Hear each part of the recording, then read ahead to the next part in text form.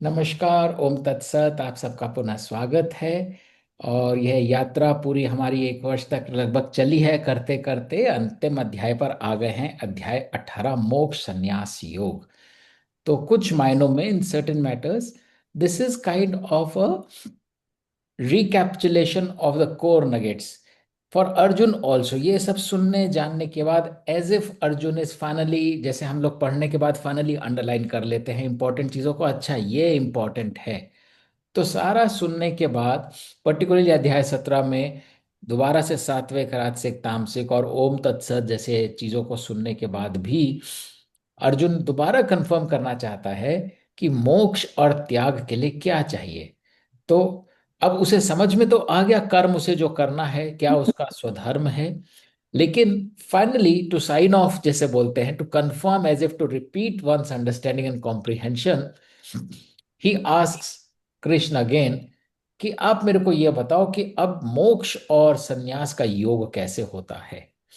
क्योंकि मोक्ष और संन्यास का अर्थ ही यह है कि आपने कुछ त्याग दिया तो आपको मोक्ष मिलता है। जब तक आप नहीं त्यागते, आसक्ति रहती है आपके पास, तब तक आप जो है मोक्ष नहीं प्राप्त कर सकते, आपको मुक्ति नहीं मिल सकती। तो इस अध्याय में कृष्ण जो है मोक्ष और त्याग का निरूपण करते हैं।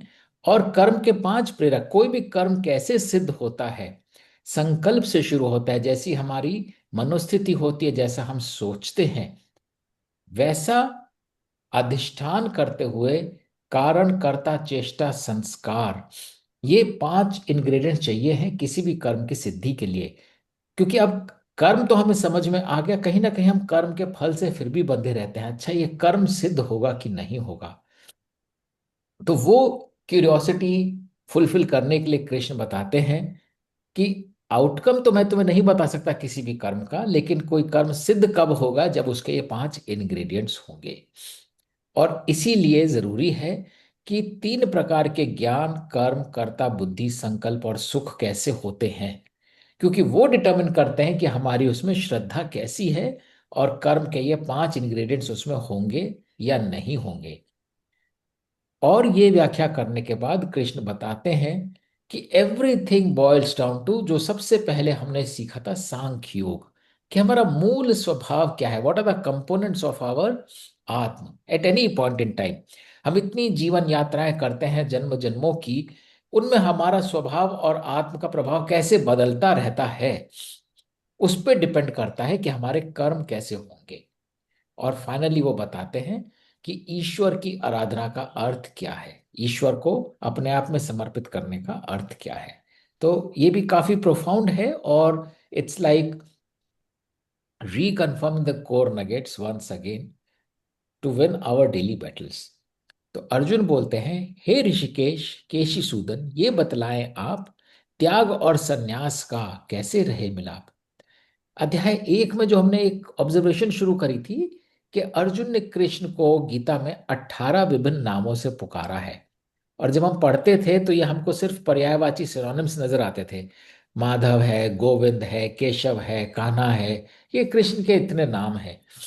पर अब गीता का जब हम बहुत बारीकी से अध्ययन करते हैं तो ऑब्जर्व करते हैं कि ये एक एक नाम अर्जुन की मनोस्थिति को रिफ्लेक्ट करते हैं। जैसे अर्जुन के मन में जो भाव आ रहा है, वो कृष्ण को उस रूप से देखता है और उनका निवारण करने के लिए उस रूप में पुकारता है। ऋषिकेश मतलब जिसने अपनी इंद्रियों को जीत लिया हो, ऋषिक मतलब इंद्रियां। केशी सूदन जिसने उनका दमन कर लिया हो, जैसे कृष्ण ने केशी नामक राक्षस का दमन किया था। तो इसलिए बोलता है कि अपनी इंद्रियों का दमन करने के लिए, आप तो इंद्रियों के विजेता हैं, आपने तो सब शत्रुओं का दमन कर रखा है, इंद्रियां हमारी सबसे बड़ी शत्रु होती हैं। तो ये बताइए कि त्याग और संन्यास का मिलाप कैसे रहे। तो कृष्ण बोलते हैं, कोई ज्ञानी कहते हैं कर्मों का तद संन्यास, और कुछ कहते हैं कर्म में ना हो फल आभास। कुछ कहते हैं छोड़ कर्म दो जैसे छोड़ो दोष, या कहते हैं ना तजो कभी ज्ञान तप रूपी कोश। कि अलग अलग लोग अलग अलग बातें बोलते हैं। कुछ कहते हैं कि कर्मों को छोड़ दो तो संन्यास है, क्योंकि आप कुछ कर्म में बंधे ही नहीं हुए हो, तो आपने संन्यास ले लिया। और कुछ कहते हैं नहीं नहीं, कर्म से तो नहीं भाग सकते, लेकिन कर्म के फल का कोई आभास नहीं होना चाहिए। या तो कर्म को ऐसे छोड़ो जैसे आपने दोषों को छोड़ा है, क्योंकि कई बार हम कर्म में ही दोष देखने लगते हैं, जैसे कर्म ही हमें बांध रहा हो। नहीं नहीं, कर्म ही दूषित है, क्योंकि ऐसा हम सोच ही नहीं सकते कि कर्म के साथ फल को ना सोचे। तो जैसे कर्म के साथ फल बंधा होता है, हम सोचते हैं कर्म दूषित हो जाता है। तो अगर हम जैसे ही दोष छोड़ना चाहते हैं, हम कर्म छोड़ देते हैं। और कुछ बोलते हैं कि यज्ञ तप दान, जिनकी हमने बात करी थी इस अध्याय 17 में भी, इनको कभी नहीं छोड़ना चाहिए। तो त्याग और संन्यास में त्याग के गुण बतलाता हूं, तीन तरह की त्याग को तुझको मैं गाथा सुनाता हूं। क्या मैं बताता हूं त्याग क्या होता है और संन्यास क्या होता है। यज्ञ ध्यान और तप कर्मों को ना तज होए निर्वाण, ये तीनों कर्म है पावन निर्मल कहीं सभी विद्वान। कि यज्ञ तप और दान, इनको कभी नहीं छोड़ना चाहिए। यदि आपने इन कर्मों को छोड़ दिया, यज्ञ को तप को और दान को, आपको कभी मुक्ति निर्वाण नहीं मिल सकता। यज्ञ दान और तप को पार्थ करे जो इच्छा त्याग, वही मनुज है सच्चा हीरा पाए हरि अनुराग।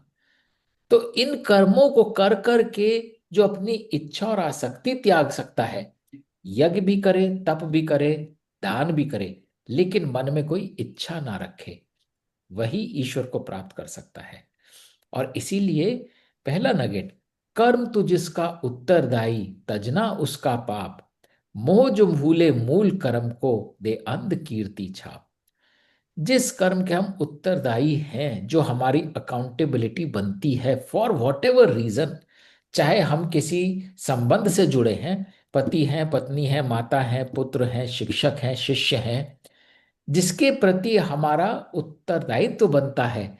उत्तरदायित्व का मतलब ही है कि हमने उत्तराधिकार में वो चीज हमें मिली है, हमारे प्रारब्ध के रूप में हम उस सिचुएशन में पहुंचे हैं। तो चाहे कितनी भी विकट सिचुएशन क्यों ना हो, हमें हमेशा यह याद रखना चाहिए, किसी भी सिचुएशन में हम किसी प्रारब्ध के कारण ही पहुंचे हैं। प्रारब्ध ने वो सिचुएशन का जन्म दिया है, उसमें हम भागी हैं। तो जैसे हम कुछ भी इनहेरिट करते हैं, अपना एक आइडेंटिटी इनहेरिट करते हैं, अपने संबंध इनहेरिट करते हैं, ऐसे ही हम सिचुएशंस भी इनहेरिट करते हैं। तो हम किसी भी सिचुएशन से भाग नहीं सकते हैं। और किसी भी सिचुएशन में जो हमारी अकाउंटेबिलिटी बनती है, अब उसको हम कभी नहीं छोड़ते। यदि हम मोह के कारण, क्योंकि हम उस सिचुएशन में आने से पहले किसी और सिचुएशन में रहे होंगे जो हमारा कंफर्ट जोन रहा होगा, जो प्लेजेंट सिचुएशन रही होगी, अब कोई अनप्लेजेंट सिचुएशन आ गई है, तो हम अभी भी मोह से उस शैडो में फंसे हुए हैं जो पहली सिचुएशन थी। यदि हम उस मोह में पड़ के अपने मूल कर्म को, और ये मूल कर्म की बात अभी आगे कई बार आएगी, मूल कर्म को भूल देते हैं, वो हमें अंध कीर्ति की छाप दे देती है। उसमें कहीं ज्ञान का प्रकाश नहीं होता, उसमें हमारा मान अपमान, मान नहीं रहता, उसमें सिर्फ हमारी निंदा ही हो सकती है। कर्म क्रिया और श्रम को जो भी कष्ट समझता जाए, ऐसे त्यागे कर्म का अर्जुन कभी न फल वो पाए। तो जो कर्म को और श्रम को कष्ट समझता जा रहे, बड़ी मेहनत है, प्रोक्रेस्टिनेशन, तो आदमी कर्म क्यों नहीं कर रहा? अकाउंटेबिलिटी है लेकिन कर्म नहीं कर रहा, या तो मोह में फंसा हुआ है, कोई और सिचुएशन का कर्म करे इस सिचुएशन में, नहीं नहीं, या फिर कष्ट समझता है, अरे ये बहुत मेहनत है, आज नहीं कल करेंगे। तो जिसने भी कर्म को और श्रम को, परिश्रम को कष्ट समझा है, ऐसे कर्म का त्याग करके कोई कभी सिद्धि नहीं प्राप्त कर सकता। कर्म करे जो कर्म के हेतु पल की इच्छा त्याग, वही सात्विक कर्मी है अर्जुन वही सत्य का भाग। कुशल कर्म से राग रखे ना अकुशल कर्म से द्वेष, ज्ञान सहित संदेह रहित ऐसा कर्म संदेश। तो जो सिर्फ कर्म को कर्म के लिए करता है, ये कर्म है, आज मेरा ये प्रारब्ध है, मुझे यही करना है, आउटकम की तरफ नहीं सोचता है, वही सात्विक कर्मी है और वही ईश्वर के साथ है। क्योंकि ईश्वर काहे में बसा है? सत्य के साथ बसा है। और यदि हमने कर्म में सिर्फ सत्य देखा, उसका आउटकम नहीं देखा कि मैं यहां हूं, ये मेरी अकाउंटेबिलिटी बनती है, तो मैं सात्विक रूप से कर्म कर रहा हूं, मैं एक्चुअली कर्म कर ही नहीं रहा, मैं अकर्म कर रहा हूं। कुशल कर्म से राग रखे ना अकुशल कर्म से दोष। अब इसमें हमारी कहीं अटैचमेंट भी नहीं होनी चाहिए, ये तो अच्छा कर्म है, हाँ good, this work has come to me, ये तो I am in my comfort zone, ये तो मैंने बहुत बार किया है। कुशल कर्म से, जिस कर्म में आपकी कुशलता है, जो आपके लिए आसान है, उससे कोई आसक्ति नहीं होनी चाहिए, और अकुशल कर्म से द्वेष भी नहीं होना चाहिए। ये तो मैंने कभी किया ही नहीं, how will I do it, ये तो मुझे आता ही नहीं है। तो ज्ञान सहित संदेह रहित, जो सारे डाउट्स को परे रखे और सिर्फ अवेयरनेस लाए, अच्छा ये कर्म नया है पर ये मेरे हिस्से आया है, चलो करता हूं। तो हमें किसी भी ऐसे कर्म से जिससे हम फेमिलियर ना हो, उससे हमें द्वेष नहीं रखना चाहिए। उससे अनफेमिलियर होने के कारण हमें ये नहीं करना चाहिए, ये फलाना रोल मेरे को मिल रहा है, how can I do it, this involves going away, this involves upskilling my self, this involves doing things differently. तो जब हम अकुशल कर्म से द्वेष रखते हैं, we give rise to conflict. And if you are unable to resolve that conflict, that gives rise to several stress and maybe even pathology. Because कहीं ना कहीं जैसा हमारा शरीर है, जैसा हमारा काया है, वो कहीं ना कहीं हमारे भावों से ही जन्म लेती है, इस जन्म में भी और अनेकों जन्मों में भी। तो अगर हमें किसी भी समय रोगी शरीर इनहेरिट करते हैं, या तो इस जन्म में हेल्दी हेल्दी होते होते अनहेल्दी हो जाते हैं, या किसी जन्म में अनहेल्दी एकदम से कोई चीज अकारण हमारे को लगता है कारण तो नहीं था, ये डेवलप हो गया है, कहीं ना कहीं it can always be traced back to some emotion that created a block. द्वेष is that block, something which we were accountable but we ran away from it and we said we will not do it, that is the block we create. सब कर्मों का त्याग करे जो, ना कोई है देहधारी, कर्म के फल का त्याग परंतु प्रेम अधिकारी। तो कर्मों का त्याग करके we are not able to resolve any conflict. जो हमारा प्रारब्ध होता है, कर्म को त्याग करके हम वो प्रारब्ध नहीं काट सकते हैं, लेकिन कर्म के फल का त्याग करके कहीं ना कहीं कर्म के साथ हम आउटकम अटैच कर लेते हैं, उस आउटकम के साथ स्वयं को अटैच कर लेते हैं, इसीलिए उससे भाग रहे होते हैं। अच्छा अच्छा, this karma means this is the outcome, I am required to do this, this is what will happen if I do this, and we run away from that. That does not work for us, that does not elevate our consciousness. लेकिन जैसे ही हम कर्म पे ही ध्यान देते हैं, उसके फल की तरफ नहीं सोचते, वही हमें हरि के प्रेम की ओर ले जाता है, वही हमें मुक्ति प्रदान करता है। कर्म का फल ना तजे यदि, शुभ भी अशुभ हो जाए, त्याग करे जो क्या भय उसको मोक्ष में जीता जाए। बहुत ही ब्यूटीफुल है, और जितनी बार इस नगेट को हम इंटरनलाइज करेंगे, उतना लाइफ इजी होता चला जाता है, कि यदि हमने कर्म का फल नहीं त्यागा तो शुभ कार्य भी अशुभ हो जाता है। गीता में कहीं पर से शुभ और अशुभ की बात नहीं की गई है, क्योंकि गीता मान के चलती है कोई भी सिचुएशन शुभ या अशुभ होती ही नहीं, ये हमारे मन की भावना है। ये शुभ घड़ी है, ये अशुभ घड़ी है, ये शुभ त्योहार है, ये अशुभ सिचुएशन है, ये शुभ हो गया, यह अशुभ हो गया। शुभ और अशुभ ही इस बात का प्रमाण है कि हम आउटकम और रिजल्ट पे फोकस कर रहे हैं। अशुभ मतलब something bad will happen, so we are not focusing on today, we are focusing on future, what is going to come to us. If it is not to our liking, we say it is ashubh. तो अगर हम कर्म का फल नहीं तजेंगे, तो हम obviously outcome के ऊपर ध्यान देंगे।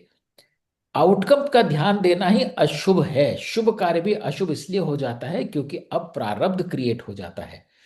आपका भाव में क्या चला गया, आपके भाव में चला गया, this is the outcome, do I want it, don't I want it. And जैसे ही हम अपने आउटकम की तरफ चले जाते हैं, इसका मतलब जो चीज अच्छी भली हो भी रही थी, जो हमें मुक्ति प्रोवाइड कर सकती थी, जो हमारे हित में काम कर सकती थी, हित मतलब आत्म का हित, वो हमारे आत्म के विरुद्ध होने लगती है। We start creating doubts. When we start creating doubts, we start creating control mechanisms around it. When we start creating control mechanisms, we start feeding into our ego. क्योंकि अब हमें कुछ चाहिए, होगा या नहीं होगा, अच्छा ऐसा कर लेते तो 100% होगा, या जो हम नहीं चाहते वो नहीं होगा। और अगर वो होने में डाउट हुआ तो हम कंट्रोल के साथ हमारी ईगो हर्ट होती है। लेकिन जिसने इसका त्याग कर दिया, जिसको कर्म के फल से मतलब ही नहीं, उसको कोई भय है ही नहीं, वो हर पल मोक्ष में जीता है। तो मोक्ष प्राप्त नहीं किया जाता, मोक्ष अनुभव किया जाता है। ऐसा नहीं है आज मोक्ष नहीं मिल रहा कल मोक्ष मिलेगा। आज इसी पल अपनी आसक्तियों को छोड़ दें, अपने भय को छोड़ दें, अपने मोह को छोड़ दें, मोक्ष की स्थिति में अभी पहुंच जाएंगे। सिद्ध जो जिससे कर्म सभी, पांच है वो सिद्धांत, सुन मुझसे है अर्जुन कैसे कर्म पाए सुखांत। और ये जो नेक्स्ट नगेट है, एक गोल्डन नगेट है कर्म से रिलेटेड। इट्स सरप्राइजिंग कि ये कर्म योग में नहीं आया, पर शायद इसलिए नहीं आया क्योंकि इतने सारे कॉन्सेप्ट्स को समझाना था जिससे इस श्लोक को हम समझ पाए। मांगे कर्म अधिष्ठान, कारण करता आकार, नाना प्रकार की चेष्टा और दैवीय संस्कार। किसी भी कर्म को सिद्ध होने के लिए पांच चीजें चाहिए। पहला है अधिष्ठान। अधिष्ठान का अर्थ है आधार। उसका एक ग्राउंडिंग होना चाहिए। अगर ग्राउंडिंग ही नहीं है तो जो आपका कर्म है वो हिल जाएगा। कभी आउटकम से हिल जाएगा, कभी ईगो से हिल जाएगा, कभी आसक्ति से हिल जाएगा। तो पहली चीज है अधिष्ठान, a very strong foundation, reason के ये कर्म क्यों हो रहा है, दैट इज द कारण। जब फाउंडेशन होती है तो कर्म का कारण बनता है। और फाउंडेशन कैसे बनती है? फाउंडेशन अक्सर हमारी प्रारब्ध से बनती है। जो हमने प्रारब्ध बनाए हुए हैं, उस प्रारब्ध से कर्म की एक सिचुएशन पैदा होती है, वो उसकी फाउंडेशन होती है। तो इसीलिए जो भी कर्म हमारी झोली में आता है उसकी बहुत स्ट्रॉन्ग फाउंडेशन है। यदि हम उस फाउंडेशन से भागने की कोशिश करते हैं तो विधि हमको बार बार उसी कर्म उसी सिचुएशन में लाके पटकती है, जब तक कि हम उसे ग्रेसफुली एक्सेप्ट करके कर्म नहीं करवाते। तो प्रारब्ध काटने का एक ही अवसर होता है, एक ही तरीका होता है, वो है ज्ञान द्वारा कर्म। और कर्म जिसमें फल की आसक्ति ना हो, दैट इज द अधिष्ठान, अ वेरी स्ट्रॉन्ग फाउंडेशन। फिर कारण चाहिए। ये कर्म क्यों बना? क्योंकि कहीं ना कोई सिचुएशन है जिसमें कोई ना कोई उत्तरदायी है उस कर्म को करने के लिए। तो इट्स नॉट सिंपली कि हम पढ़ाई करते हैं और हम सडनली डॉक्टर बन जाते हैं, टीचर बन जाते हैं, पायलट बन जाते हैं, शेफ बन जाते हैं। ये आगे जाके थोड़ा दूर जाएंगे तो वो भी क्लियर हो जाएगा कि हम क्या बनना चाहते हैं, उसका भी क्या बीज होता है, एंड दैट इज द कारण। अब खाली अधिष्ठान और कारण से तो कर्म नहीं होगा। कर्म को एक कर्ता चाहिए, और इसलिए हम सब निमित्त हैं। कर्ता का आकार चाहिए, एक फिजिकल रूप चाहिए। तो जैसे कई बार यहाँ पे कॉन्वर्सेशन हुए हैं साकार निराकार के, ईश्वर ये है, ईश्वर वो है, कृष्ण ये है। ईश्वर को भी यह ज्ञान देने के लिए कर्ता का आकार चाहिए। तो एक कर्ता के रूप में ईश्वर निमित्त बनकर आए और ईश्वर ने ज्ञान दिया। But that does not make that कर्ता और आकार द ईश्वर। ईश्वर इज बियॉन्ड दैट। ईश्वर का आकार नहीं है। ईश्वर निमित्त बनकर आए, ज्ञान दिया, और वो कर्ता था उस ज्ञान को देने का। निमित्त बन के अपना कर्म किया। और इसी प्रकार हम सब जो ईश्वर का ही रूप हैं, वही आत्म कैरी किए हुए हैं। अपने अपने गुणों के अनुरूप हमने अपना अपना आकार ले रखा है। और उस आकार में बहुत सारी सिचुएशंस आती हैं। कोई शादी करता है, परिवार आगे बढ़ाता है, कोई नहीं करता, कोई परिवार आगे नहीं बढ़ाता, कोई माता बनता है, कोई माता नहीं बनता, कोई पिता बनता है, पिता नहीं बनता, कोई सब कुछ करता है लेकिन एक शिक्षक नहीं बन पाता, और कोई बिना कुछ करे भी हर चीज में एक शिक्षक जैसी वाइब कैरी करता है। तो हम कैसा कर्ता का आकार लेते हैं वो हमारे गुणों अनुरूप आता है। लेकिन जैसा जैसा कारण बनता है वैसा वैसा कर्ता का आकार भी बनता है। उसी कर्म को करने के लिए हमारा आकार चेंज होता रहता है। कई बार हम उसे कर्म को करते हैं बहुत ही ईगो में आके, क्योंकि अब हमारे अंदर वैसे ही गुण थे, तो हम बहुत ही ईगोइस्टिकली वो काम करते हैं। हमारा आकार ईगो से भरा हुआ होता है। फिर थोड़ा सा ज्ञान प्राप्त होता है, सत्संग में जाते हैं, तो हमारा आकार चेंज हो जाता है, हम मेलोडाउन हो जाते हैं। कर्ता बदल गया, लेकिन कर्ता का आकार उसके धर्म अनुसार बदला, स्वधर्म अनुसार बदला। नाना प्रकार की चेष्टा, चेष्टा इज द कर्म। जो हम उसमें एफर्ट डाल रहे हैं, जो हम उसमें कॉन्शियसनेस डाल रहे हैं, जो उसमें रिसोर्सेज डाल रहे हैं। और दैवीय संस्कार, दैवीय संस्कार का अर्थ है how are we connected with each other. हमने बात करी ना नेटवर्क की, हार्डवेयर सॉफ्टवेयर नेटवर्क की। तो दैवीय संस्कार is the network within which we are doing the कर्म। our कर्म is not isolated। so totally depends कि हमारा नेटवर्क कितना स्ट्रांग है, कितना वो इन्फ्लुएंस हो रहा है, कितना वो इन्फ्लुएंस कर रहा है। इन सब पे डिपेंड करेगा आपका कर्म सिद्ध होगा या नहीं होगा। तो बहुत ही पावरफुल, बहुत ही प्रोफाउंड ये श्लोक है कि कर्म को सिद्ध करने के लिए अधिष्ठान चाहिए, वेरी स्ट्रांग फाउंडेशन। तो कभी भी हम कोई कर्म करने चलते हैं ना, जिसका अधिष्ठान नहीं होता, एवं ही हमारा मन कर रहा है, तो आप उसमें उसकी सिद्धि का अपेक्षा नहीं रख सकते। वो सिद्ध हो गया तो उसका कहीं ना कहीं एक ग्राउंडिंग रही होगी, एक प्रारब्ध रहा होगा जिसकी वजह से वो सिद्ध हो गया। लेकिन ऐसे ही हमारा मन किया इसलिए हमने कर लिया, वो जरूरी नहीं वो कर्म सिद्ध हो, वो कहीं ना कहीं भटक जाएगा। अधिष्ठान चाहिए, फिर कारण चाहिए उस कर्म के होने का। कारण है तो कर्ता अवश्य बनेगा, कारण ही कर्ता को जन्म देगा। और वो कर्ता नाना प्रकार की चेष्टा, और कर्ता जो है, जैसे हमने ओम की फिलॉसफी बोला, उसमें सारे वो रिसोर्सेज झोंकेगा जो जो उस कर्म के लिए चाहिए। और दैवीय संस्कार द्वारा कि हाउ दैट कर्म is related in the larger ecosystem, उसको सिद्ध होने से बाकी इकोसिस्टम का भला हो रहा है कि नहीं हो रहा, वो बाकी सबको प्रारब्ध बना रहा है कि उनके प्रारब्ध काट रहा है, दैट विल डिटर्मिन कर्म सिद्ध होगा कि नहीं होगा। शरीर मन वाणी के द्वारा कर्म दुकर्म अपनाए, नर नारी इन पंच साधनों के बंधन बंध जाए। अब शरीर के द्वारा, मन के द्वारा, वाणी के द्वारा, मनुष्य या तो कर्म करता है या विकर्म करता है, और जैसा कर्म करता है इन पांच साधनों के बंधन में बंध जाता है। और जितनी उसकी ग्राउंडिंग मिलती है या नहीं मिलती, कारण मिलता है या नहीं मिलता, कर्ता, कई बार कर्ता भी नहीं मिलता, जिसे बोलते हैं ना कर्म अधूरा रह गया, क्योंकि वो कर्ता कहीं ना कहीं अपने प्रारब्ध से बंधा होता, वो कर्ता चला गया, it's no longer in the situation, तो वह कर्म अधूरा रह जाता है। और या फिर चेष्टा करने का भी परिणाम नहीं मिलता जैसा हम सोचते हैं उस कर्म का परिणाम होना चाहिए, क्योंकि वो दैवीय संस्कार के अनुरूप नहीं होता। कर्म विधि के होने पर भी जो स्वयं को कर्ता माने, अज्ञानी वह बुद्धि भ्रष्ट है, सत्य को ना पहचाने। यह है तत् की पावर।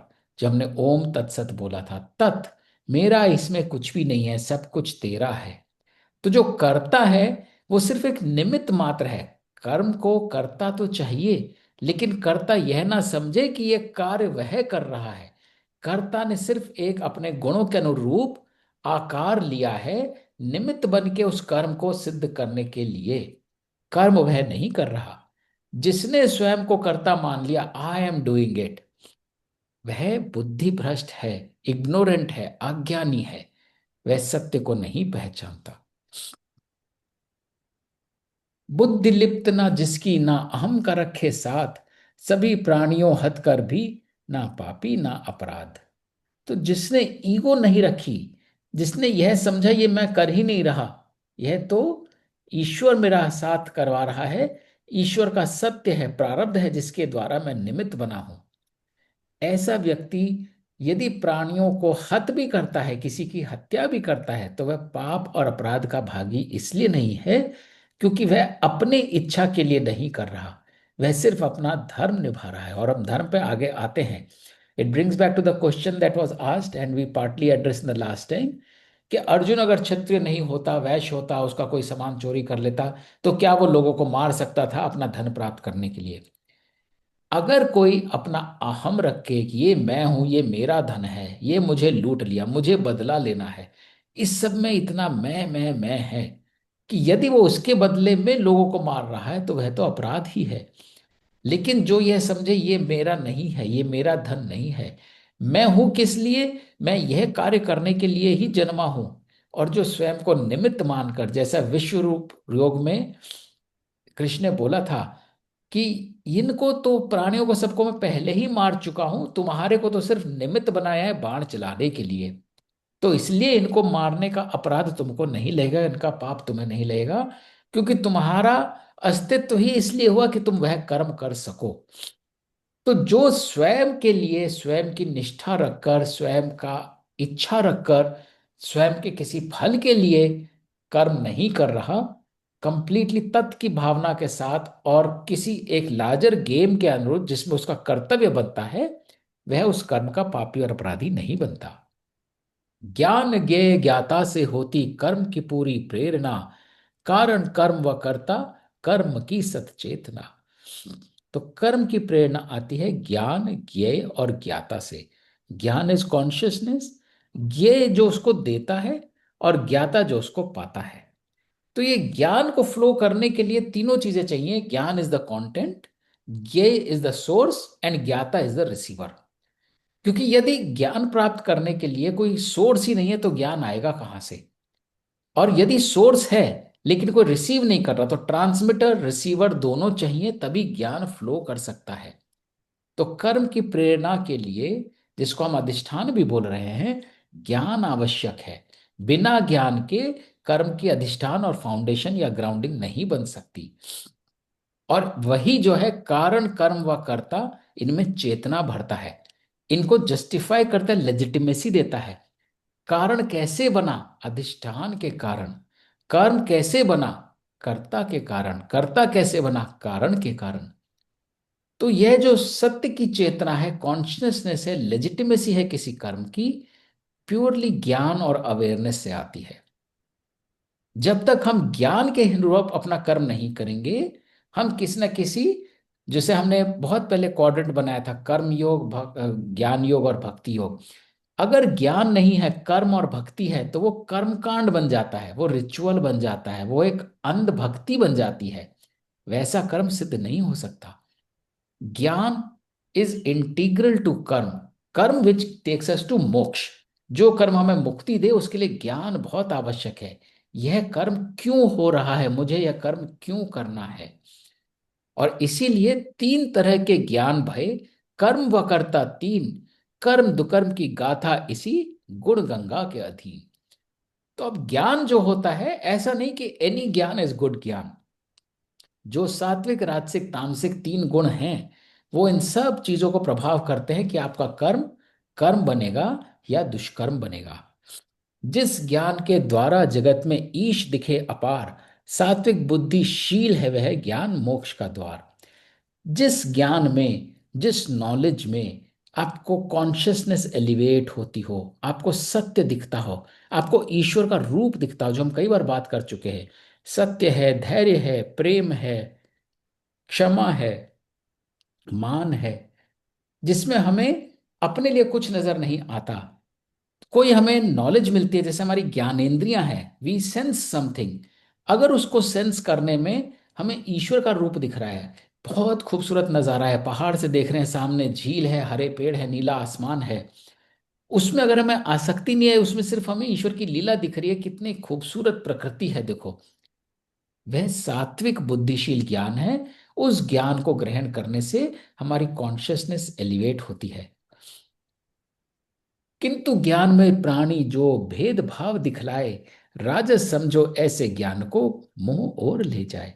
लेकिन अगर हमें अवेयरनेस ऐसी हुई जो अब हमें डिस्टिंक्शन दिखाती है, ईश्वर का रूप नहीं दिखाती है, ये हमने सेंस कर लिया, ये काला है, ये गोरा है, ये मोटा है, ये पतला है, ये अमीर है, ये गरीब है, अवेयरनेस तो है, कॉन्शियसनेस तो है। पहले हमें ये भाव नहीं था, छोटा बच्चा होता है, उसको ये सारे भेदभाव नहीं होते, तब तक उसका सात्विक ज्ञान प्राप्त कर रहा होता है।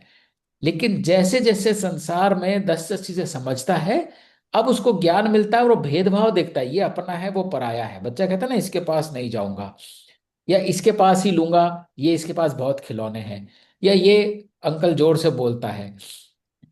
जैसे ही हम ऐसी अवेयरनेस लाते हैं जिसमें भेदभाव रखना शुरू हो गया, भेदभाव इज आउटकम रिलेटेड।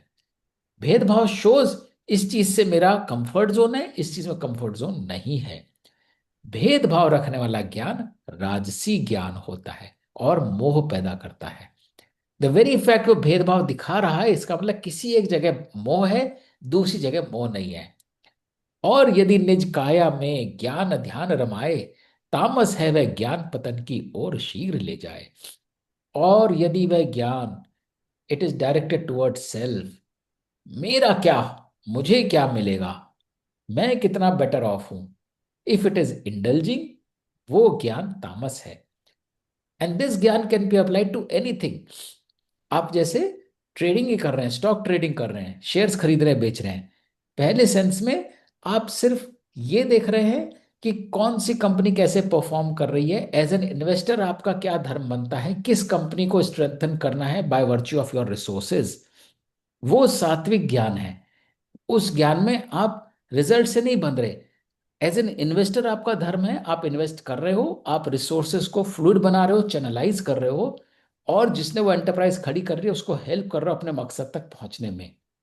या प्रोफेशनल हो, आप कोई सर्जरी कर रहे हो, या आप कोई भी और कार्य कर रहे हो जिसमें आप वो कार्य इसलिए कर रहे हो क्योंकि वो आपका धर्म बनता है, you are capable of doing that. जो अक्षर ब्रह्म योग का श्लोक था कि अपने त्याग को प्रकट करने के लिए, प्रकृति प्रकट करने, सॉरी, अपने प्रकृति को प्रकट करने के लिए जो त्याग किया जाता है वह संचित कर्म होता है। तो जिस ज्ञान में आपको पता चल गया क्या चीज है, ये कौन सा स्टॉक कैसे ट्रेड कर रहा है, बट उसमें आपको कोई आसक्ति नहीं है, तो वह सात्विक ज्ञान है। बट एक ऐसी अवेयरनेस आ गई, ओ ये वाला स्टॉक ज्यादा रिटर्न्स देगा, इसकी परफॉर्मेंस ऐसे जा रही है, तो वो राजसी है, because you are investing only for capital gains, you have nothing do with the role as an investor. तो स्टॉक मार्केट भरा हुआ है, 90% players are doing just that, इसलिए वो राजसिक एनवायरनमेंट है, वो सात्विक एनवायरनमेंट नहीं है। और यदि आप ये देखते हो इस इन्वेस्ट में करने मुझे कितना कंट्रोल मिलेगा, अब मैं ये कंपनी हड़प लूंगा, या फिर ये करने से मैं रातों रात अमीर बन जाऊंगा, मैं इसको शॉर्ट कर देता हूं और फिर पैसा गिरेगा तो फिर खरीद लूंगा, जहां आप सेल्फ की तरफ पहुंच गए वो पतन की तरफ ले जाता है, वह ज्ञान। तो ज्ञान ज्ञान में भी फर्क होता है। इसी तरह वह कर्म है सात्विक, शास्त्र नीति अपनाए, राग द्वेष फल अहम से वंचित आगे मनुष्य बढ़ाए। जिस तरह ज्ञान है इस तरह कर्म भी सात्विक होता है या राजसिक होता है या तामसिक होता है। जिस कर्म को आपने ज्ञान के द्वारा किया हुआ है, जिसमें आपका कोई राग द्वेष, जो हमने अभी बात करी कि जो अच्छा कर्म है उससे मोह नहीं, जो अकुशल कर्म है उससे द्वेष नहीं, वो हमारे को सदगति की ओर ले जाता है।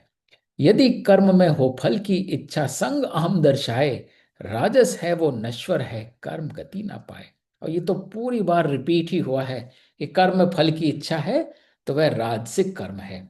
जिस कर्म में मोह बसे ना ध्यावे जो परिणाम, हिंसा हानि तामस होते ऐसे कर्म के नाम। तो कम से कम राजसिक परिणाम तो देखता है, इसका परिणाम ये मिल रहा है, तो जो अच्छा परिणाम होता है उसमें बंध जाता है, आसक्ति ले आता है, लेकिन जो अच्छा नहीं होता उससे दूर भाग जाता है, कम से कम करता नहीं है। लेकिन तामसिक कर्म तो होता है वो परिणाम की सोचता ही नहीं क्या परिणाम होने वाला है, बेइंताशा खा रहा है, बेइंताशा पैसा खर्च कर रहा है, बेइंताशा सो रहा है, बेइंताशा मार रहा है, परिणाम की चिंता ही नहीं कि उसका शरीर और उसका आत्म किस ओर जा रहा है। ऐसा कर्म तामसिक होता है। कर्ता सात्विक की मुझसे सुन लो अब पहचान, राग रहित धृतिशील रहे सिद्ध असिद्धि समान।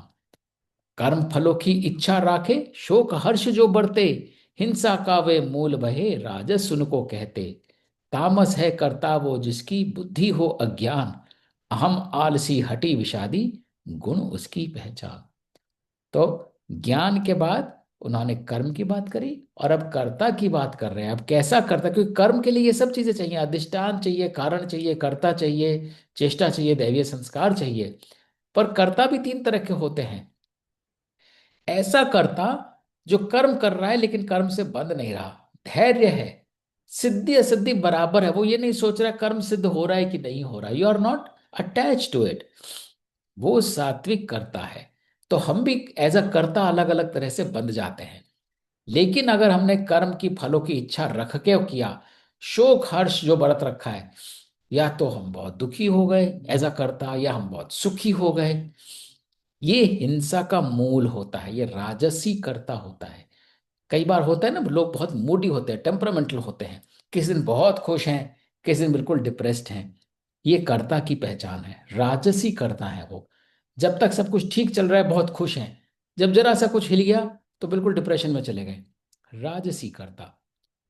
और तामसी कर्ता जो बिल्कुल ही अज्ञान में बहे जा रहे हैं, अहंकार में बंधे हैं, आलसी हैं, हठी हैं, विषादी हैं, ये सब गुण हैं उनके, जो तामसी कर्ता होते हैं। हे धनंजय तुझसे कहता बुद्धि धैर्य के गुण, तीन तरह के भेद बताऊं बात मेरी जो सुन। तो इसी प्रकार बुद्धि और धैर्य के भी गुण बताता हूं। बुद्धि जो प्रवृत्ति और अप्रवृत्ति समझाए, भय अभय को भेदे पार्थ सात्विक वह कहलाए। अब ऐसी बुद्धि जो ज्ञान के द्वारा आपको गाइड कर सके, ये सही डायरेक्शन है, ये गलत डायरेक्शन है। सही और गलत not because of an outcome, सही और गलत बिकॉज ऑफ योर स्वधर्म, जिसकी बात आगे हम आगे करेंगे।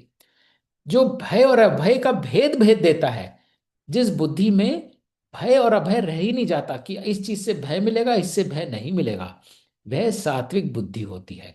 तो जब ज्ञान अर्जित हो जाता है तो वह बुद्धि में कन्वर्ट हो जाता है।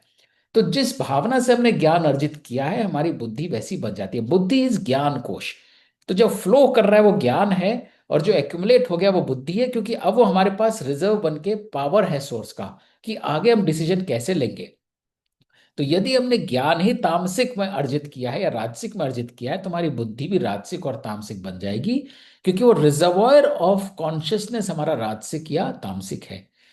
धर्म अधर्म का भेद ना जाने, कर्म अकर्म झुठलाए, पार्थ राजसी वह बुद्धि राज द्वेष फैलाए। अब जिसने धर्म और अधर्म का भेद ही नहीं पता, उस बुद्धि को कर्म और अकर्म भी नहीं पता, वो बुद्धि सिर्फ आप में राग द्वेष फैला सकती है। सिर्फ ये कह सकते हैं, ये मेरे को ठीक लग रहा है, ये कर ये मत कर। तो जो बुद्धि आपको धर्मानुसार नहीं गाइड करती, वह राजसी है।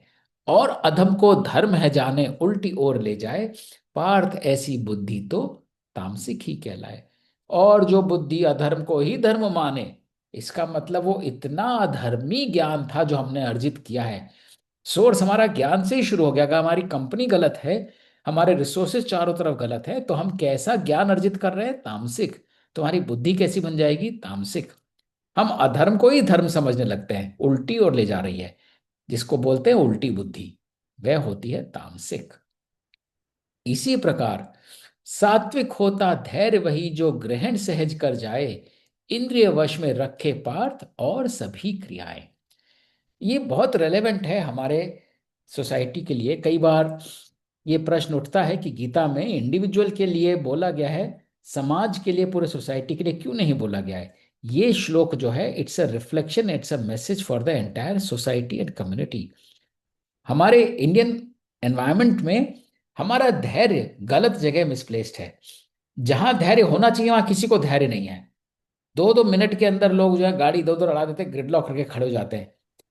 और जहां धैर्य नहीं होना चाहिए वहां इतना धैर्य करके बैठ जाते हैं कि उसके चलते सब कुछ गलत होने देते हैं, आंखें बंद कर लेते हैं। तो इस धैर्य के गुण यहां से आते हैं। जिस धैर्य को हम सहज ग्रहण कर सकते हैं, उसमें इच्छा नहीं होती, जिसमें हम अपनी इंद्रियों को वश में कर सकते हैं। जब हम में मोह पैदा होता है, इच्छाएं पैदा होती हैं, आसक्ति पैदा होती है, that is the time to, तब धैर्य ग्रहण करना होता है, धारण करना होता है। जब हमारे अंदर इम्पल्स जागे, एकदम से गुस्सा आए, एकदम से वापस जवाब देने का मन करे, दैट इज द टाइम जब हमें धैर्य को धारण करना है। जो धैर्य हम सहजता से ग्रहण कर जाएं, मोर जब हमारा इम्पल्स एकदम से जागने लगे, वो होता है सात्विक धैर्य। धैर्य यदि हो फल के कारण, काम भोग धन हेतु, आसक्ति ही पार्थ देता, राजस जान उसको तू। इसके ऑपोजिट, अगर वो धैर्य आया है किसी पर्पज के लिए, मैं चुप करके बैठ जाता हूं, चुप रहने में ही भलाई है, तो अब आप धैर्य कैसे कर रहे हो? किसी इंटेंशन के लिए, किसी इच्छा के लिए, कुछ भोगने के लिए। नहीं नहीं, मेरा चुप रहना ठीक है, जो कि हम प्रोफेशनल लाइफ में कई बार करते हैं, जिसको मैं बोल रहा हूँ कम्युनिटी में हम गलत जगह धैर्य धारण कर लेते हैं, क्योंकि वहां हमें कहीं ना कहीं लगता है we need protection, we need not to be affected adversely. तो हम आउटकम को ध्यान में रख के धैर्य धारण कर रहे हैं। कुछ हमारे दिमाग में चल रहा है, कुछ मिलना चाहिए, बेटर है चुप करके बैठ जाओ। वो राजसी धैर्य है, वो सात्विक धैर्य नहीं है। दैट इज नॉट द धैर्य टू बी इम्बाइब्ड। शोक विषाद भय उरलाए, तामस सी पहचान, धैर्य नहीं वह देगा पार, दुष्ट बुद्धि अभिमान। और यदि आपने ऐसा धैर्य रखा है जो किसी और को हिंसा कर रहा है, डरा रहा है, कंट्रोल कर रहा है, जिसमें तामसिक कर्म, तामसिक भावनाएं जुड़ी हुई हैं, धैर्य तो रखा आपने, पर वो धैर्य जो है अपनी इंटेलिजेंस के लिए रखा, कि नहीं मैं चुप कर लेता हूं, ये किसी को पता नहीं चला, ये वॉलेट मेरे पास ही रहेगा। या कहीं ना कहीं अन्याय हो रहा है और आप उस समय आप धैर्य रख रहे हो और वो अन्याय होने दे रहे हो। कोई बॉस की सबॉर्डिनेट को डांट रहा है, आपको पता है गलत डांट रहा है, बट यू कीप क्वाइट। वो पेशेंस नहीं है। वो कहीं ना कहीं भय पैदा करता है, शोक पैदा करता है, विषाद पैदा करता है इन द इकोसिस्टम। वो धैर्य तामसिक है। तो जो धैर्य होता है, बहुत आवश्यक है कि हम धैर्य, सात्विक धैर्य धारण करें, ना कि राजसिक किसी फल के कारण, या तामसिक जो विपरीत सर्कमस्टांसेस दे। तीन प्रकार के सुख हैं होते सुन अर्जुन अज्ञान, चिर अभ्यास दुख हैं हरते हरिपद देते प्रदान। विष के जैसे पूर्व जलाते फल अमृत के समान, हरि प्रेम और मूल समाते सात्विक कहे विद्यान। तो जो सुख पहले जलाएं लेकिन अंत में बहुत ही सुख, शांति और जिसे बोलते हैं मुक्ति देकर जाएं, ऐसे सुख सात्विक होते हैं। जो शुरू में जब हमारी कैपेसिटी होती है तो जलाते हैं, लेकिन उनका रिजल्ट हमेशा सात्विक होता है, वो हमेशा हमें मुक्ति की ओर ले जाते हैं। इसके विपरीत इंद्रियों आसक्ति योग युक्त अमृत पहचान, राजस हैं वे सुख जो बरते अंततः विष के समान। ऐसा सुख जो हमारी इंद्रियों के लिए अच्छा है लेकिन बाद में हमें बहुत जलाता है, हमने ऐसा इंडल्ज कर लिया कि उसका परिणाम उल्टा ही पड़ रहा है, वो राजसी सुख होता है। क्योंकि वो क्षणिक जॉय देता है, प्लेजर देता है, वो इटर्नल नहीं होता, वो इनहेरेंट नहीं होता। आदि और अंत तक भावे निद्रा अहम आलस्य बढ़ावे, सुख रूपी दुख घर लावे, तामसी सुख वह कहलावे। और ऐसा सुख जो सारे टाइम हमको एक डिप्रेस स्टेट में ही रखे, सोते ही रहें, आलस में ही दबे रहें, हिंसा में ही पड़े रहें, ये सुख रूपी दुख घर लावे। हमें लग रहा है हम बहुत आराम की जिंदगी बिता रहे हैं, बट उस सुख के रूप में हमारे पास दुख ही दुख ला रहा है, वह तामसिक सुख होता है। तो धैर्य की, कर्ता की, सुख की, तीनों तरह की व्याख्या कृष्ण ने करी कि सात्विक, राजसिक, तामसिक totally depends on the state of mind. तीन लोक में कोई न वस्तु, ना पृथ्वी ना आकाश, इस तीन गुणों से मुक्त रही है सब में इनका वास। So I take a break here because this goes on for several other nuggets that we will uncover. But अभी तक जो मोक्ष संन्यास योग में कोर मैसेज निकल कर आया है कि कर्म की सिद्धि के लिए अधिष्ठान चाहिए, कारण चाहिए, कर्ता चाहिए, चेष्टा चाहिए, दैवीय संस्कार चाहिए। ये पांच इंग्रेडिएंट्स होते हैं, तभी कर्म जो है सिद्ध होता है और हम सदगति की ओर पहुंचते हैं उस कर्म को करने से। पर इस सब में स्वयं को बिल्कुल भी कर्ता ना जाने और जो कारण बन रहा है ज्ञान के द्वारा, उस ज्ञान से लेके उस दैवीय संस्कार तक तो जर्नी है कर्म की, उसमें राजसिक और तामसिक गुणों को प्रयास करके, अभ्यास करके कम से कम रखें, ताकि सात्विक ज्ञान हो, सात्विक धैर्य हो, सात्विक कर्ता हो, सात्विक कर्म हो, सात्विक जो है सुख हो। I would stop here for any thoughts you would like to share. How have you understood it? How much can we relate to the sattvic state of mind, the rajasic state of mind, and the tamasic state of mind? It's an extension of जो अध्याय 17 में तीनों गुणों का विवरण दिया गया था।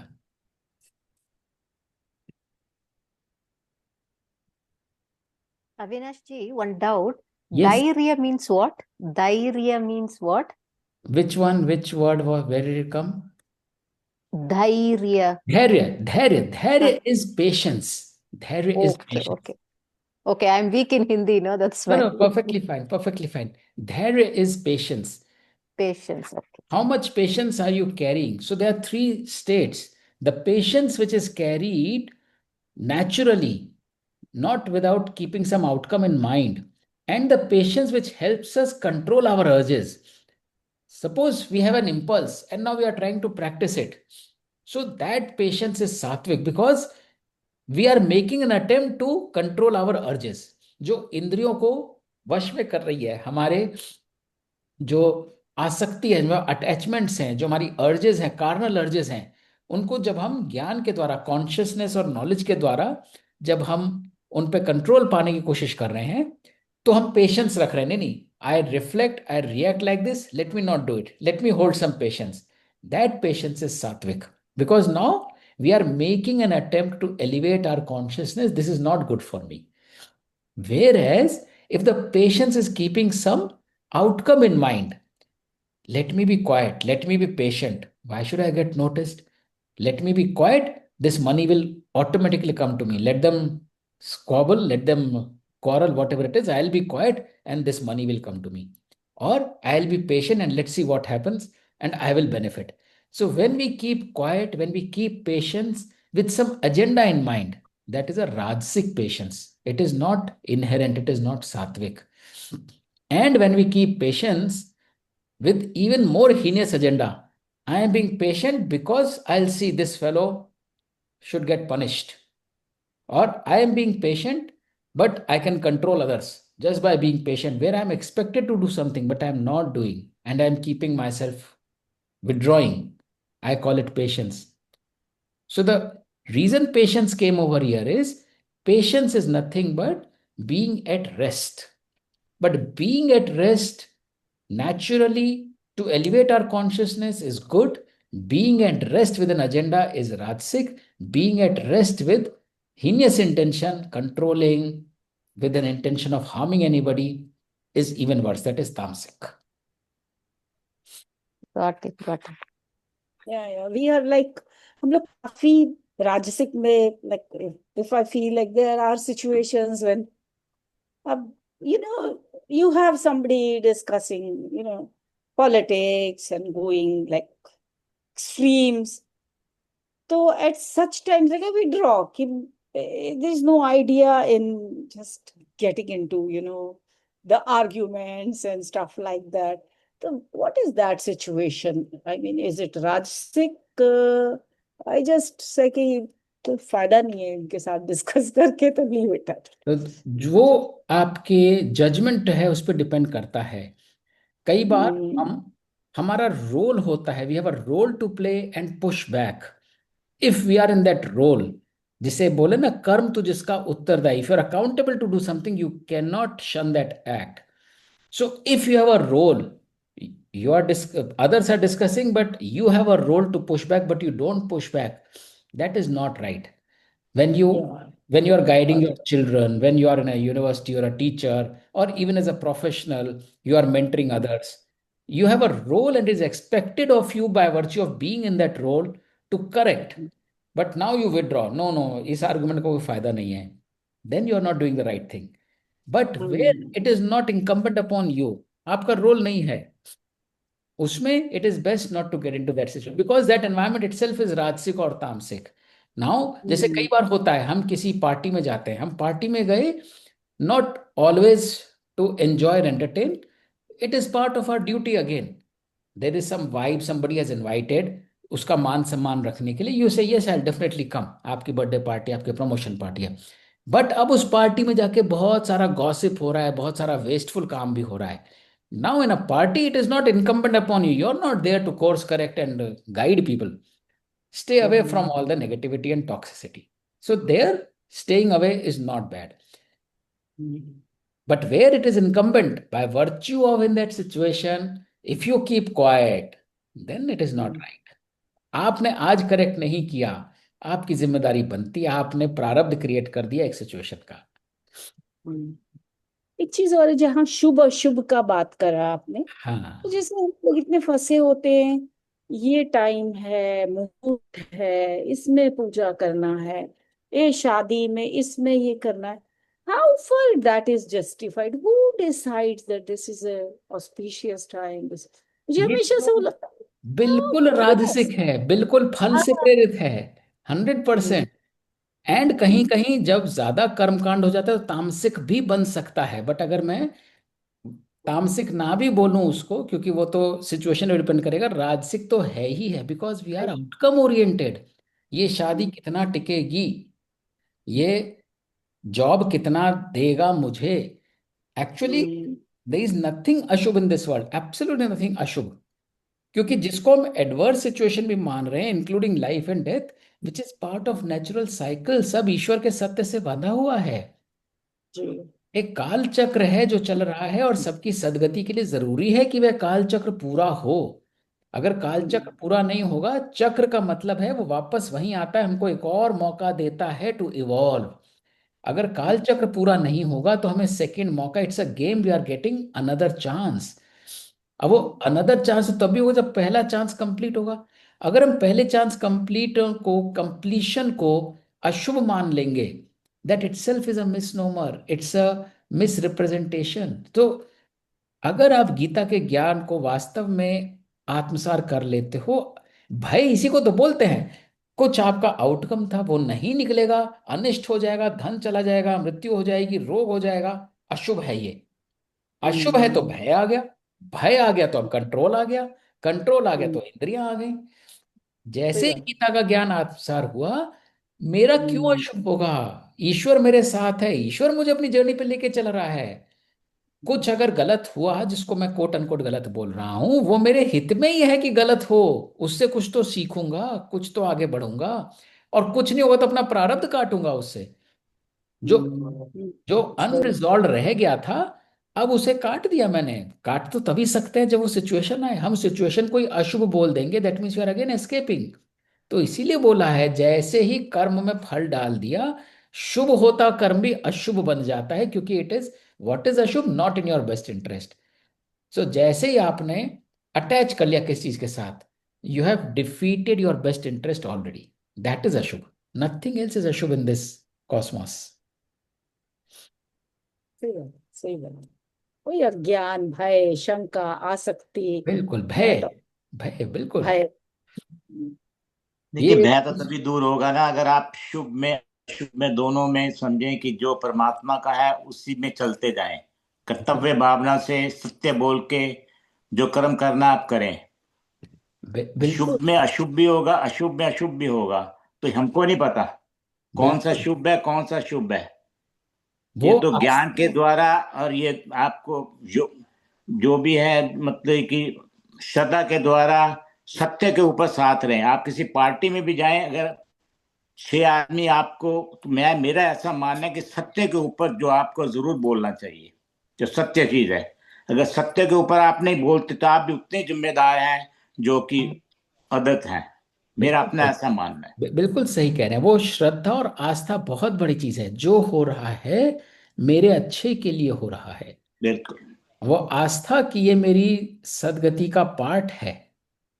जैसे ही हमने ये समझ लिया, कोई भय रहेगा ही नहीं। हमको कर्मकांड में फंसने की आवश्यकता है ही नहीं। हमको क्या शुभ मुहूर्त अशुभ, अगर शुभ अशुभ होता तो ये घड़ी बनती ही नहीं। द वेरी फैक्ट कि अर्थ रोटेट कर रही है, अर्थ कोई शुभ मुहूर्त देख के रोटेट नहीं कर रही है, वो रोटेट किसी के कर लिए शुभ हो सकता है, किसी के लिए शुभ हो सकता है, ये तो साइकिल चलता रहेगा। अशुभ अगर आप है ही नहीं कुछ। हम अपने सब लाइफ के पीछे जाएं तो देखें कि जो हमारे साथ जो नहीं होना चाहिए था वो अब सोचते हैं कि वो अच्छे के लिए हुआ। बिल्कुल, सब ही अच्छे के लिए हो रहा मतलब है। हर सिचुएशन में हमें पॉजिटिवली सोचना चाहिए। मतलब बिल्कुल, एग्जैक्टली। बिल्कुल। वो शुरू के अध्याय में है ना, एक सरमना स्थित प्रज्ञ प्राणी। स्थित प्रज्ञ ही है कि जो हो रहा है उससे अपने आप को अफेक्ट नहीं होने दे रहे हम। जो अपने आत्मा को कंट्रोल कर लेता है वही चित्त प्रज्ञ एक है। संभाव जो आ रहा है, take it as a blessing, gracefully accept it. Because हमारी लाइफ इतनी छोटी है, हमें करोड़ों वर्ष जो पहले हैं और आगे हैं, उनकी तो हमें जानकारी है ही नहीं। जिसकी जानकारी नहीं है उसके लिए दोष क्या देना किसी को, और उसके लिए स्वयं को कर्ता मान के फूल भी कैसे ले जाना। तो जो सिचुएशन आ रही है, आज सिलेक्शन हो गया, एक जॉब मिल गई, कुछ कॉन्ट्रैक्ट मिल गया, एक्सेप्ट इट ग्रेसफुली कि मेरा कर्म सिद्ध हो गया। और जो नहीं हुआ उसमें भी मेरा हित है, क्योंकि उससे कुछ सीखूंगा। ये भी कुछ सिद्ध होता चला जाए तो मैं कुछ भी नहीं सीखूंगा, फिर तो मैं कुछ सीखने की जरूरत ही क्या है, वो तो सब काम हो ही जाएगा। फिर तो और दूसरा अहंकार बढ़ जाएगा कि मैं जो करता हूँ ठीक ही करता हूँ। तो शुभ अशुभ is just the creation, our own creation. ये अविनाशी, योगी का क्या मतलब होता है? मतलब कि पूरी काफी जगह योगी योगी यूज वर्ड है, तो योग, योगी इज ए, हाँ। मेरा अपना जो, हाँ, आपका क्या इसके ऊपर है? योगी किसको आप कहते बताइए, आप क्या समझ रहे हैं योगी के अर्थ में? हैं? मेरा योगी का अर्थ है जो भगवान, मतलब कि जिसका ध्यान, मतलब कि जो, बड़ा मुश्किल है कहना कि हर किसी के लिए। योगी जो है कि जो अपना कर्म में, जो अपना किसी में इच्छा नहीं रखता किसी चीज में ज्ञान, क्योंकि कई जगह मैंने जो पढ़ा है 6वें अध्याय में कि भगवान कहते हैं कि योगी से बड़ा तपस्वी, जो योगी बड़ा तपस्वियों से और योगियों से उत्तम, योगी बड़ा कर्मधार, तू एक योगी बन। तो ये कहते हैं ज्ञानी से और तपस्वी से और कर्म योगी से भी जो ध्यान योगी है वो ज्यादा श्रेष्ठ है सारे श्रेष्ठ हैं, लेकिन वो ज्यादा श्रेष्ठ है। योगी का बहुत ही सिंपल सा मीनिंग है जिसको कभी भी भूल नहीं सकते और बहुत सिंपल है समझना। योग का मतलब होता है प्लस, एडिशन। योगी मतलब जो प्लस कर सके, बेसिकली जो सारे कॉस्मोस से सब सिचुएशन से अपने आप को जोड़ सके, कभी भी अपने आप नॉट को अलग ना अटैचमेंट। समझे। जो बाहर कहीं दूर हो रहा है कोई भेदभाव ना रखे, उससे भी स्वयं को जोड़ सके। हम चाहे ट्रम्प कुछ भी कर रहा हो, ट्रम्प में भी हम एक विभूति देख सकें, उसको रिलेट कर सकें। हम उसको एलियन ना समझे, नहीं नहीं ये तो पागल है, ये तो क्या करके जा रहा है। वो एक विभूति है, एक कारण है, उस कॉस्मोस का एक, जिसे बोलते हैं, एक्सप्रेशन है। तो जो हर सिचुएशन, हर सृष्टि के किसी भी कॉन्शियसनेस के साथ अपने आप को इंटीग्रेट कर सके, उसमें समाहित हो सके, क्योंकि सृष्टि की हर चीज जो है वो ईश्वर की कॉन्शियसनेस का रिफ्लेक्शन है। तो यदि आप हर चीज से कनेक्ट कर सकते हैं तो आप ईश्वर से कनेक्ट कर सकते हैं। तो योगी, अगर आप योग स्थापित कर सकते हैं, आप जुड़ सकते हैं, आपके लिए कुछ अभिन्न है ही नहीं। ये मेरा सिंपल सा अंडरस्टैंडिंग है योगी का। अब आप कर्म के साथ भी योग स्थापित कर सकते हैं, भक्ति में भी, ज्ञान में भी, ये तीन डायमेंशंस हैं। लेकिन अल्टीमेटली कर्म, ज्ञान, भक्ति भी ईश्वर की ओर ही ले जाती हैं, जो कि सत्य है। तो हर चीज में यदि आप सत्य पहचान सकें, अच्छा what is ultimate truth, and if you can accept that truth, you have integrated, you are a yogi, you are able to add. तो योगी से, योगी जो है, योगी तपस्वियों से, अज्ञानियों से, कर्म योगियों से भी बड़ा है। क्योंकि ज्ञान भी आपने लिया, लेकिन उस ज्ञान में भेदभाव आ गया, तो मतलब कोई एक कंस्टिट्युएंसी है जो आप एलियन रह गए, जिससे जिससे आप जुड़ नहीं पा रहे हैं। या तपस्वी है, आपने तप किया, लेकिन तप करते करते अगर आप कम्युनिटी से दूर हो गए, आप कह रहे तप करना है हिमालय पर जाके तप करना है, मैं शहर में बैठ के तप नहीं कर सकता, टू मच ऑफ नॉइज, तो उस नॉइज से आप योग नहीं बिठा पाए। तो जो भी चीज है, योगी का अर्थ है इन ट्रू सेंस, जो कुछ भी है आपके सामने, you are at peace with it, you are part of it, you are integrated with that yogi is integration. If you are integrated with whatever is around you, and obviously that is not easy, and that is why yogi सबसे बड़ा है, बड़ा only कि वो capable है, वो सिद्ध हो गया, क्योंकि उसने विजय प्राप्त कर ली अपने भय पे, अपनी आसक्तियों पे, अपनी कमियों पे। वो इंटीग्रेट कर सकता है हर चीज के साथ। आओ मेरे सामने क्या आना है, आज का दिन कैसा है, पूरे सुख के साथ स्वीकारता हूँ, कोई भय नहीं है, कोई शंका नहीं है, मुझे कुछ रिजल्ट चाहिए ही नहीं।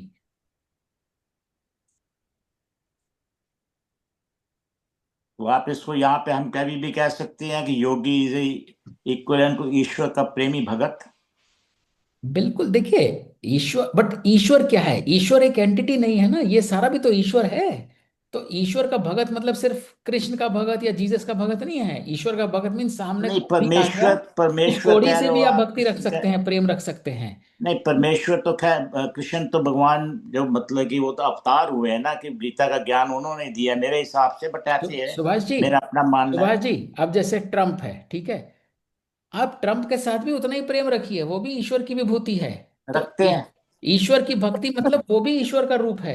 जरा बिल्कुल, मुश्किल है। बिल्कुल। हाँ, तभी तो योगी बनने को सबसे बड़ा बनाया गया है, कि अगर आप उसमें भी ईश्वर देख सकते हैं।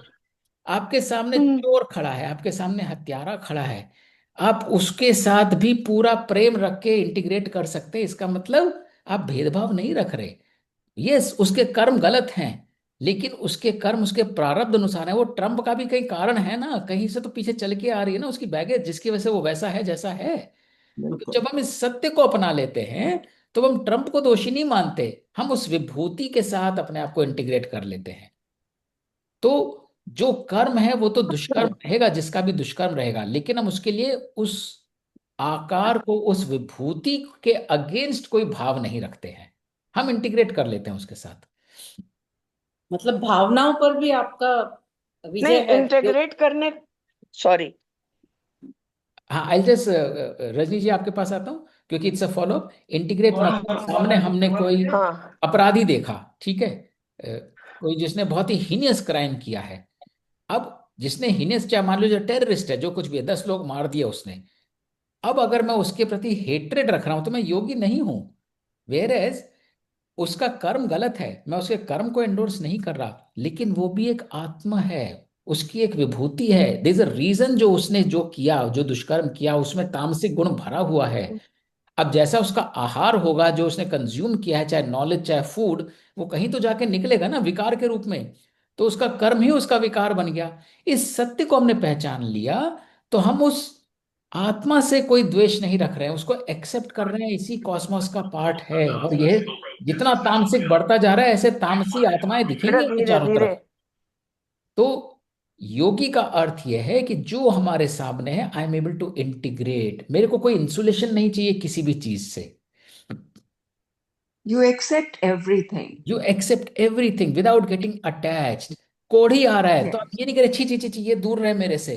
योगी हूं, इसके शरीर पे चर्म रोग है, वो रोगी है, दैट्स अबाउट इट। उसका आत्म कहीं, जैसे हमने बोला ना, हमारा कनेक्शन आत्म लेवल पे होना चाहिए, उसकी काया पे, उसके कर्मों पे नहीं होना चाहिए। आत्म पुरुष उसका उतना ही उजागर है, उसने इंसुलेट कर रखा है इतना कि it results into that manifestation, कि कोई ना कोई विकार आ गया है। काया में विकार तभी आता है जब भाव में आता है, तो हम अपने भाव में विकार क्यों लाएं। तो योगी का अर्थ यह है, बिल्कुल एक संस्थित प्रज्ञ योगी। मैं without attachment. Without attachment, without judgement, without भेदभाव, I am able to accept whatever is coming my way purely as a prasad, as a blessing. This is a prasad. And not just that, there's a reason why I am there. कई बार हम बहुत विषम परिस्थिति में जाते हैं ना, किसी जगह पहुंचे, बहुत बदबू आ रही है, 4 लोग ऐसे आके बैठ गए जो पता नहीं कब से नहाए नहीं, उनको घाव बने हुए हैं, घाव रिस रहे हैं। आपका प्रारब्ध है। बोलते हैं ना, युधिष्ठिर को भी स्वर्ग जाने से पहले नर्क के थ्रू गुजरना पड़ा था। दैट इज द प्रारब्ध। तो जब कोई ऐसी सिचुएशन जो जो हमें डिफिकल्ट लगती है, लेट अस ऑलवेज रिमेंबर वो हमारा प्रारब्ध है। उससे भागने से हम नहीं काट पाएंगे, उसको एक्सेप्ट करने से ही वो प्रारब्ध कटेगा हमारा। बिल्कुल ठीक है। तो योगी जो अपने किसी भी सिचुएशन को प्रारब्ध समझ के भी एक्सेप्ट कर ले, योग स्थापित कर ले हर सिचुएशन से, चाहे वो किसी संबंधी मतलब के रूप में आए, चाहे भोजन के रूप में आए, चाहे अ, वातावरण के रूप में आए, और जो कर्म कर मतलब सकते वो कर्म एक्सेप्ट करें, कर्म ना छोड़ें। जी। हाँ, एक्सेप्ट करने का मतलब ये हुआ कि आप जैसे आपको जो करना है उस सिचुएशन में वो आप करते रहें हाँ, वो मैं विदाउट सेकंड हाँ, पार्ट भी थिंकिंग। बोल एक्सेप्ट रहा था। करने का एक्सेप्ट ये करने का मतलब अर्थ, नहीं हुआ। हाँ, एक्सेप्ट कहीं, हाँ करने का ये मतलब नहीं है कि हम उसी राह पे चल पड़े जो एक्सेप्ट नहीं, कर लिया हमने। या, हम दैट्स एक्सेप्ट नॉट। कर रहे हैं कि वो भी है, ठीक है, पर हम तो वही करेंगे जो हमारा कर्म है। हाँ, जो कर्म हमारा नहीं छोड़ स्वधर्म सकते, कर्म नहीं छोड़ सकते। स्वधर्म नहीं छोड़ना है। और ये आगे अभी रिमेनिंग चैप्टर में बहुत क्लियरली बात निकल कर आएगी, और कैसा कर्म हमारा स्वधर्म बनता है उस सब की बहुत गुड़ बात आएगी। तो सिचुएशंस हम्म, हमारे सामने आएंगी, पहला किसी सिचुएशन को ब्लेम ना करें, दूसरा किसी सिचुएशन में फूले ना समाये। कोई आपने बहुत बड़ा तीर नहीं मार लिया, अगर आपको प्रमोशन मिल गया, आपकी शादी मिलेनियर के साथ हो गई, या आपको लॉटरी मिल गई, तो आपका तीर कोई नहीं था, तीर पहले बहुत चल चुके थे। You are just put and chosen, बिल्कुल। Picked into being that hmm, situation, whatever the situation is. अब उस सिचुएशन को एक्सेप्ट करिए, और जो कर्म कर सकते हैं वो कर्म करके उसका प्रारब्ध काटिए। कई बार सिचुएशन इंप्रूव हो जाती है, कई बार सिचुएशन हमको इंप्रूव कर जाती है, एज सिंपल एज दैट। बिल्कुल सो दैट इज, यहाँ पे ठीक। एक वर्ड यूज किया, सकाम कर्म कांड। हाँ जी, तो सकाम कांड, हम जब शादियां शुदियां सबके होती हैं तो उसमें श्लोक भी पढ़े जाते हैं, होती भी जो भी है सब दिया जाता है। तो मतलब कि सकाम कर्म कांड भी एक पार्ट ऑफ द लाइफ तो है ही, कहीं ना किसी स्टेज के ऊपर जाकर। वो हमारे भावों को ही दर्शाती है। मैंने 2 मिनट की शादी भी देखी है, मैंने 2 हफ्ते की शादी भी देखी है, तो ईच टू नहीं, इज। मेजोरिटी ऑफ देम, मैं नहीं कह रहा कि तो तो कोर्ट में जाके जिसको, शादी कर लेते हैं, वो भी देखा है हमने। तो तो मेजोरिटी ऑफ देम हिंदू जितने भी हैं वो मोस्टली, मैंने अपनी एक्सपीरियंस देखा है, वो मोस्टली सकाम कर्म कांड से होकर ही गुजरते हैं। तो कहीं ना कहीं आसक्ति है ना, वही शुभ अशुभ का डर है, ये सब कर्मकांड करने हैं, इससे ये होगा, ये शुभ है, इससे पुत्र नहीं, होगा, इससे धन मैं होगा। मैं ऐसा नहीं मानता कि ये जो शास्त्रों में भी मतलब कि बड़े से बड़े जो भी जितने भी हैं, बट एनीवे मेरा अपना ये ऐसा है है कि ना सुभाष सकाम जी, कर्म शास्त्रों कांड। को शास्त्रों को इंटरप्रेट भी एक एजेंडा के तहत किया जाता है। नहीं, खैर सकाम कर्म कांड is also part of our no no, life. But it need not be, it may be part of life, it need not be. बस इट जिसने नीड कोई नॉट शास्त्र बी। नहीं पढ़े, जिंदगी उसकी भी कटती है और बहुत अच्छी कटती है। नहीं, कट कट तो सबकी जाएगी, जो नहीं पापी नहीं है नहीं उसका भी नहीं, कट सुनिए, जाएगी। बहुत जो मैं ये कह रहा हूं, बिना शास्त्र जाने, बिना कर्म कांड किए भी जो सच्चे भाव से काम कर रहा है उसकी बहुत अच्छी जिंदगी कटेगी, मोक्ष उसे ही मिलेगा। तो हम ये नहीं कह हाँ, सकते कर्म कांड के द्वारा ही आपका नहीं शुभ। नहीं, मैं कह रहा हूँ कि हमने सबने कर्म कांड किए हैं पहले, क्योंकि शादियां हमारी जब भी हुई हैं हमको ये पता है कि बिल्कुल, जो भी हमके सारे हिंदू शास्त्रों के हिसाब से जैसी कर्म कांड तो श्रद्धा। शास्त्र श्लोक पढ़ने पड़े हैं, एवरीथिंग पंडित करना पड़ा है, ये सारे से काम कर्म कांड का ही है। जैसी श्रद्धा सुभाष जी, जैसी जिसकी श्रद्धा वो वैसे करता है। चलो, the part of the life, you have to go with नहीं द। नहीं नहीं नहीं, बट देखिए, ज्ञान की बात समझिए, part of life is a choice, it is not, it is necessary, it is not necessary Yeah, part of it's life. not necessary. It's not हाँ, necessary. Depend upon the individuals and depend yes, upon the family of the, जो how your जितना family is ज्ञानी हो, there. और यही तो सारी बात हो रही है जो हम शुभ अशुभ की बात कर रहे हैं, जो संध्या जी ने बोला, कहीं आपको भय दे दिया जाता है, इस घड़ी में नहीं किया, ऐसे नहीं किया तो अशुभ हो सकता है। देयर इज नथिंग अशुभ, जो होता है आपके सदगति के लिए ही होता है। फर्स्ट स्टेज पे आपकी भावना चेंज हो जाती है। एंड उसके लिए जरूरी है कि अपना कर्म पूरे ओम तत्सत की भावना से करें। जो ला सकते हैं वो लाएं रिसोर्स, उसमें स्वयं को पीछे रट के तत् करें और 100% प्योरिटी के साथ करें, तो कोई अशुभ शुभ का मतलब ही नहीं रह जाता। चलिए, बहुत चलिए, थैंक यू जी। इंटरेस्टिंग है, अगले हफ्ते जय मिलते श्री हैं, कंटिन्यू दिस। और बहुत बहुत धन्यवाद ओके जी, जय रघुनाथ बहुत श्री जी। बहुत कृष्ण, ओम धन्यवाद। तत्सत, जय श्री कृष्ण। ओम तत्सत, सबका बहुत बहुत धन्यवाद, ओम नमस्कार। अगले ओम सप्ताह हरि ओम मिलते हैं। तत्सत। ओम तत्सत। ओम तत्सत।